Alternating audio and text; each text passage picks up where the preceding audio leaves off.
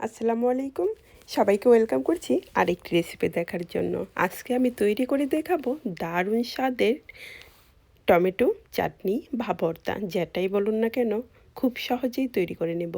আর এরকম টমেটো ভর্তা হলে ভাত খেতে আর লাগে কি।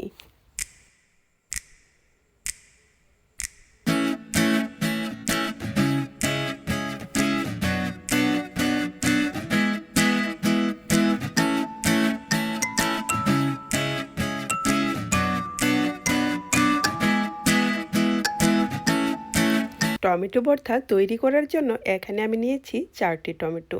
4টি টমেটো দিয়েই ভর্তাগুলো তৈরি করে নেব।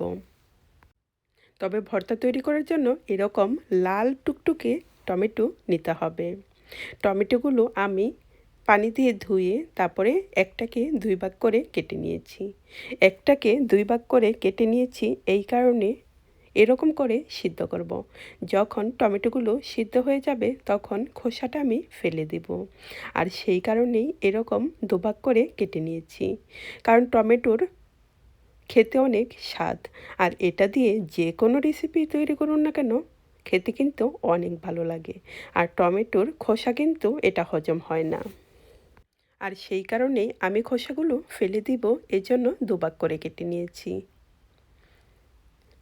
পাতিলে প্রথমেই 4টি যে টমেটো 2 ভাগ করে কেটে নিয়েছি এগুলো দিয়ে দিব আমার স্বাদ মতো লবণ। চুলার আঁচটাকে মিডিয়াম আঁচে রেখে দিয়েছি। সাথে দিয়েছি কয়েকটি রসুন কোয়াগুলো দিয়ে তারপরে আমার স্বাদ মতো লবণ দিয়ে ঢেকে দেব। চুলাটাকে মিডিয়াম আঁচে রেখেছি। যখন লবণ দিয়ে ঢেকে দিব এই টমেটো থেকে পানি বের হবে, আর সেই পানি দিয়েই কিন্তু টমেটোগুলো সিদ্ধ হয়ে যাবে। সেই কারণে এখানে কোনো পানি দিতে হবে না। 2 মিনিট পরে এসে ঢাকনা খুলে টমেটোগুলো আরেক পাশ করে দিতে হবে। তাতে করে কিন্তু লেগেও যাবে না। আরেক পাশ করে দিলে সে পাশ দিয়েও সুন্দর সিদ্ধ হবে। সবগুলো টমেটোই আরেক পাশ করে দিয়ে আবারও সিদ্ধ হওয়ার জন্য ঢেকে দেব। চুলার আঁচটা কিন্তু মিডিয়াম আঁচেই রেখে টমেটোগুলো সিদ্ধ করে নিতে হবে। এবং সাথে দিয়ে দিব তেঁতুল। বিচি সহ তেঁতুলগুলো আমি দিয়ে দিব। আপনি যখন ভর্তাটা তৈরি করবেন তখন ইচ্ছা হলে ফেলে দিতে পারবেন বা সাথেও রেখে দিতে পারবেন। তবে আমি কিন্তু বিচিগুলো সাথে রেখেই তৈরি করে নেব। ঢেকে দেওয়ার পরে টমেটো থেকে কিন্তু পানি বের হয়েছে। এখন আবারও একটু মিক্স করে দিব। তেঁতুল দেওয়ার কারণেই কিন্তু এই টমেটোর চাটনির স্বাদটা বাড়িয়ে দেবে। যখন দেখব টমেটোগুলো একদম সিদ্ধ হয়ে গেছে তখন খোসাগুলো কিন্তু একটু ওপরের দিকে উঠে আসবে, আর একটি একটি করে খোসা ফেলে দিতে হবে।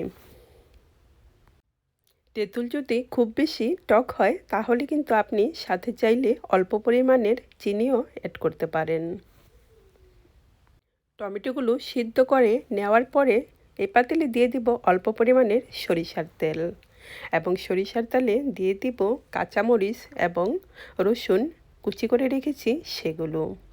সাথে দিয়ে দিব শুকনো মরিচগুলো আমি কিন্তু হাত দিয়ে একটু গুঁড়া করে নিয়েছি।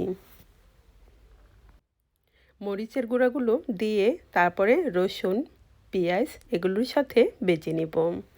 যখন দেখব একদম ব্রাউন কালার হয়ে আসছে তখন টমেটো যে সিদ্ধ করে রেখেছি সেগুলো দিয়ে দিব।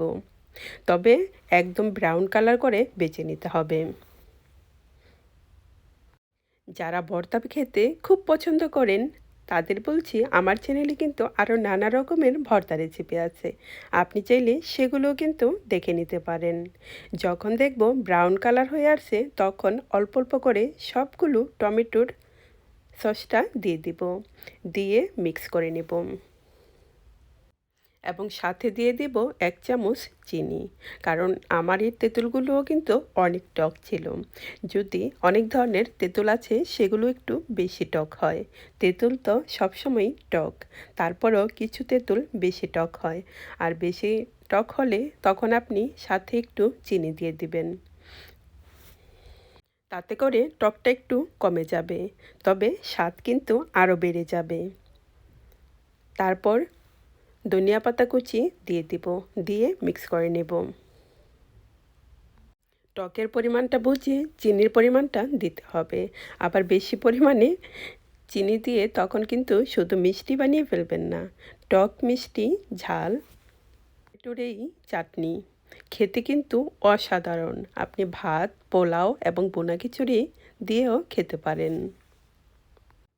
ঝটপটে রেডি হয়ে গেল টমেটো টক মিষ্টি ঝাল এই চাটনি।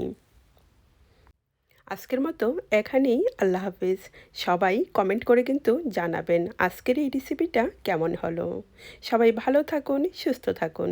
শুভকামনায় বিদায় নিচ্ছি। আবার নতুন কোনো রেসিপি নিয়ে আপনাদের মাঝে হাজির হব। আল্লাহ হাফেজ। আসসালামু আলাইকুম। Thanks for watching.